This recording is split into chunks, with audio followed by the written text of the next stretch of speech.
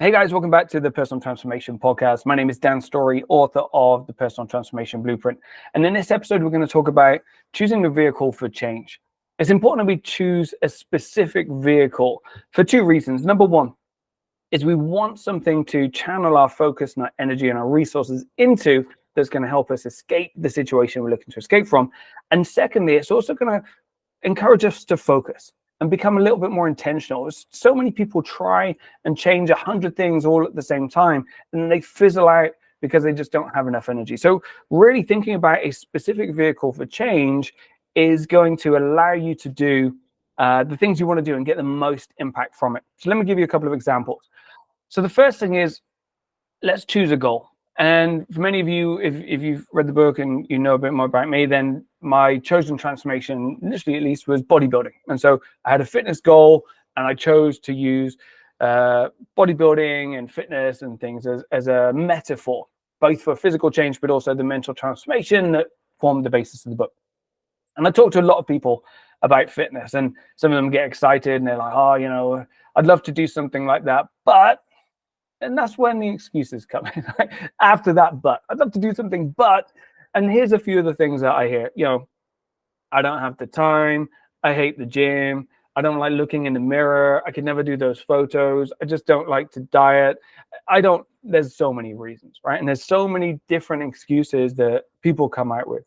And, it used to be to try and fix them. And now I'm like, oh, just smile and say, okay, well, at some point, it's going to become important to you enough that you'll want to change, right? And I try and help them get clear on rationales and the motivation and the meaning behind it. But I remember having one conversation. It was like, I really want to lose some weight, okay? And many of you, if weight loss is a goal, you'll recognize this conversation, but you can also apply it to other areas as well. Okay, well, I really want to lose weight, but I just don't like the gym. Okay, well, why do you think the gym is so important? Well, I need to go on the treadmill and do some cardio, etc. Okay, cool. And there's a truth, right? There is a truth to that. There's an element of calories in, calories out that contributes to weight loss. We won't go into it too much, and all of you guys out there from metabolic positioning know that's a little bit more complicated than that. But let's just keep it really simple. Calories in, calories out. Change the balance, you'll lose some weight. So that's the basis, right? So the basis is, okay, well, how can you move a little bit more, burn off a few more calories, and then eat a little bit less and change the balance that way? And the challenge is most people get stuck. Most people get stuck and myopic in a way of doing things. And the question is, how can we get creative? How can we get creative in the way that we approach things? And how can we add Venn diagrams to either Venn diagrams or those little things that the kids draw, and put in the fridge? Exactly. How can we bring those in to our approach to creating a vehicle for change?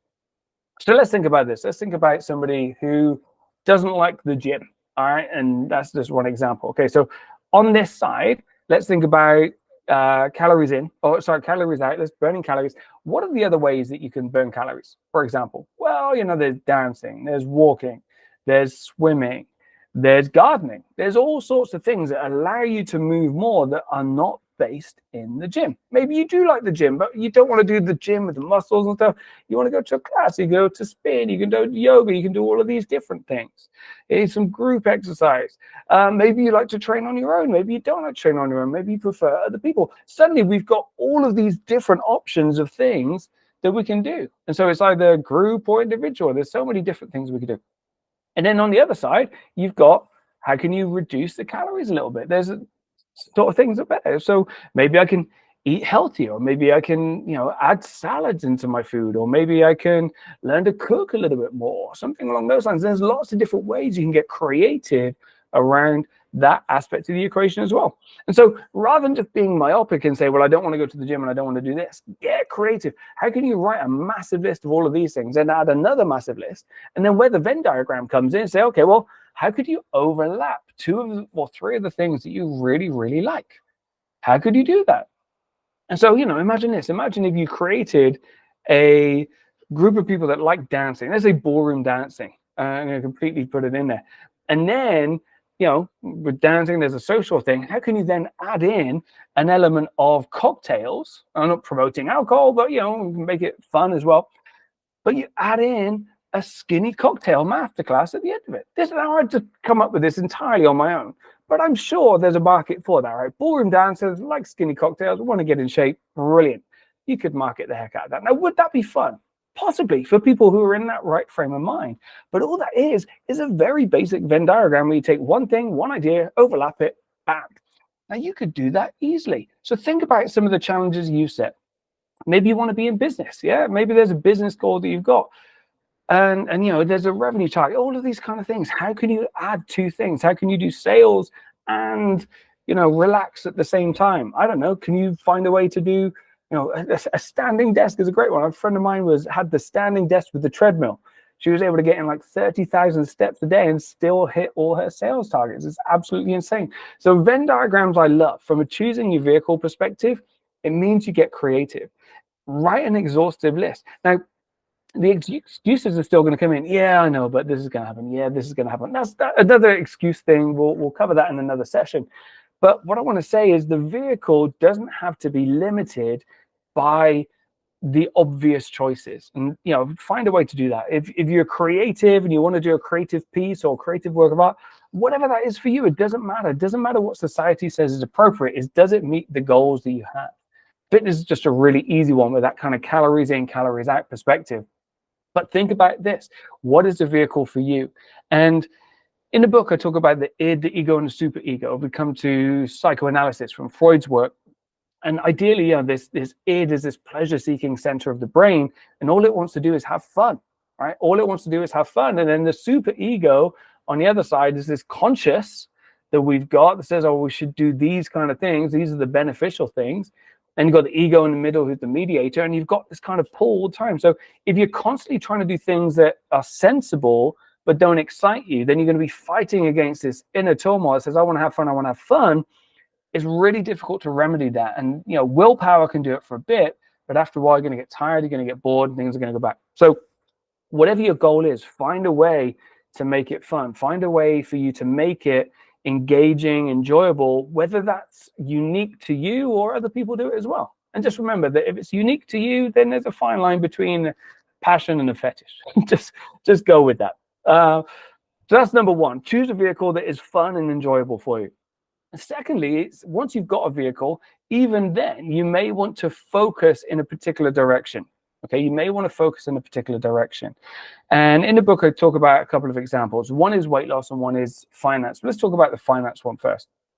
A lot of people have a financial goal. They want to be financially well off. They want to retire early, or they want to be comfortable, or something along those lines. And there's really two ways that you can achieve that goal. Number one is you can increase your income. Yeah, you can earn more money. And then the second one is you can decrease your expenses. So similar to the calories in, calories out, is you kind of increase your income, or you can decrease your expenses. Which one should you work on, and should you work on both? And there's an argument that says, you could probably do a bit of both. But if you split your energy over two things, then you'll find you have less passion, less success, and less focus on either of them. So the challenge would be to focus your effort on one, either increasing income or decreasing your expenses. And I talk about this idea of the Goldilocks. Maybe there's a perfect balance where you get both, but it's going to be difficult to find that overlap, especially when we get into the fitness side.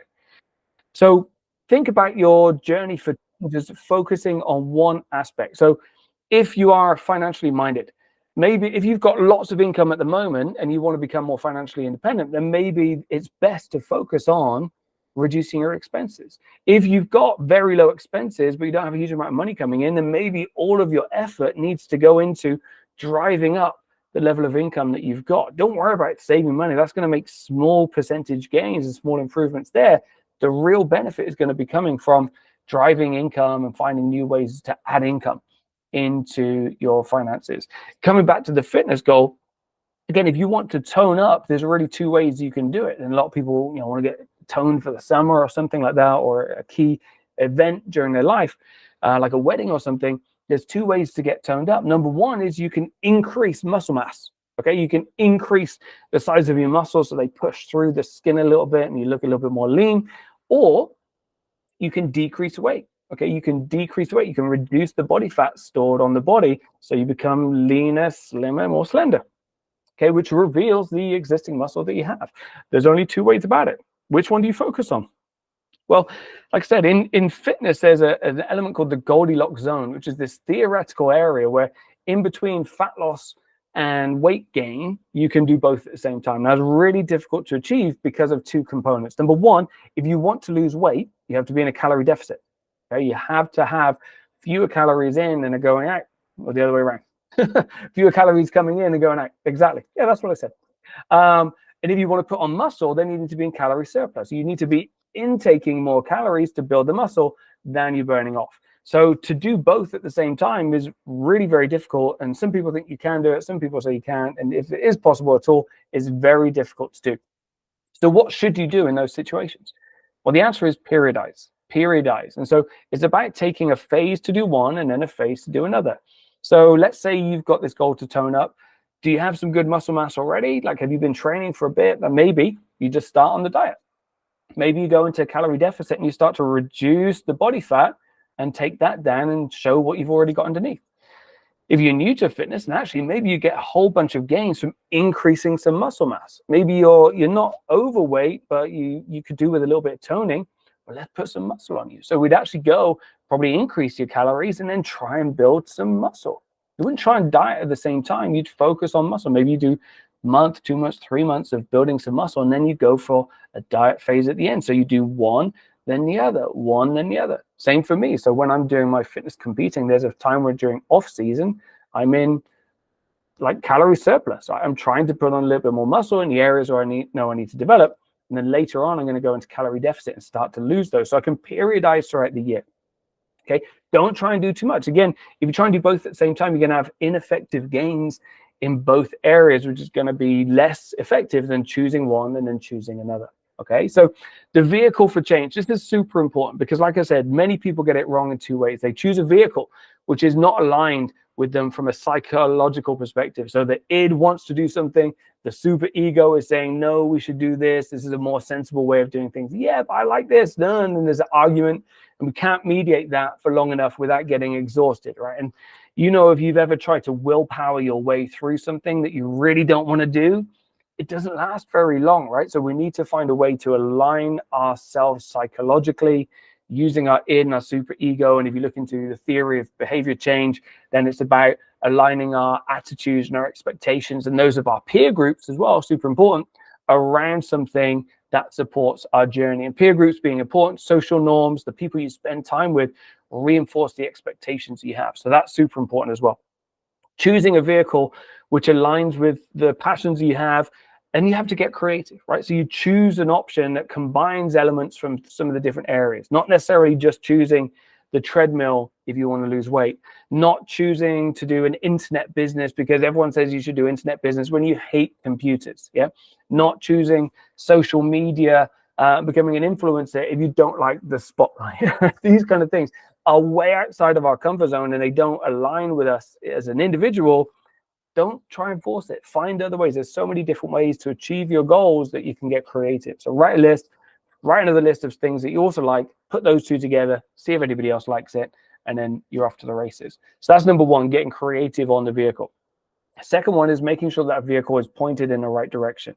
Okay, so from a fitness goal perspective and anything you do, try not to align, find a way down the middle, but actually focusing on one area. So again, from a fitness goal, are you increasing muscle mass or are you decreasing body fat? From a business goal, are you increasing sales? Are you in client acquisition? Or are you in systems and process refinement to reduce cost of doing business? These kind of ideas. Are you increasing your income? Are you decreasing your expenses? Focusing appropriately and doing that for a period of time. So maybe you do 6 months or 3 months here, and then you go into the other area. Okay, so this is the important, finding a vehicle that feels right and is focused on the right direction, and then choosing a period of time where it makes sense. So doing a 1, 2, 3 month challenge, pushing yourself to achieve that, super important. Most people know the goal, right? They know the goal, but the reason they fall back into old ways of doing it is, number one, they haven't fully made that decision to change. And number two is they've chosen a vehicle that just isn't right for them or isn't pointing in the right direction. So hopefully this has been a useful exploration. Make sure when you're thinking about your personal transformation goal, choose an area that you like and that you want to persist beyond just creating this small change in your life. You'll be far more successful and have that change stay with you for a lot longer. Okay, see you on the next episode.